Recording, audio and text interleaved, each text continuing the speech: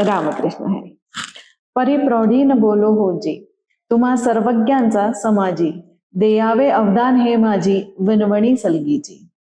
परंतु महाराज, तुमच्यासारख्या सर्व जाणत्यांच्या सभेमध्ये मी अढळतेने बोलत नाही. लक्ष द्यावे ही माझी लढवाळपणाची विनंती आहे. श्री ज्ञानेश्वर महाराजांचे वरील वचन त्यांचे विनयशीलतेचे आणि नम्रतेचे उत्कृष्ट उदाहरण आहे. या श्लोकात महाराज आपल्या श्रोतांना विनंती करत आहे की त्यांनी त्यांच्या म्हणण्याकडे लक्ष द्यावे. परंतु ते हे देखील नमूद करतात की ही विनंती अहंकाराने किंवा प्रौढीने केलेली नाही, तर ती एक साधी आणि लढीवाळपणाने केलेली विनवणी आहे. या वचनाचा अर्थ समजून घेताना आपल्याला त्यांच्या शिकवणीतील विनम्रता आणि श्रोत्यावरील प्रेम स्पष्टपणे जाणवते. त्यांच्या या वचनातून त्यांची नम्रता आणि प्रगल्भता प्रकट होते. ते स्वतःला कधीही श्रेष्ठ मानत नाही.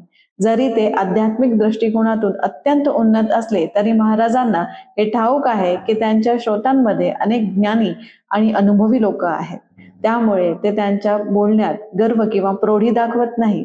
त्याऐवजी ते विनम्रतेने त्यांची भूमिका स्पष्ट करतात. देयावे अवदान हे माझी म्हणजे माझ्या म्हणण्याकडे लक्ष द्यावे ही त्यांची एक साधी आणि लढीवाळ विनंती आहे. त्यांना माहीत आहे की आध्यात्मिक शिकवणी प्रभावी ठरण्यासाठी श्रोत्यांचे लक्ष आणि ग्रहणशीलता अत्यंत महत्वाची आहे. लक्षपूर्व ऐकणे हे आत्मज्ञानाच्या मार्गावरील पहिली पायरी आहे आणि त्यामुळे ते श्रोत्यांना आग्रहाने पण नम्रतेने त्यांच्या शब्दाकडे लक्ष द्यायला सांगतात.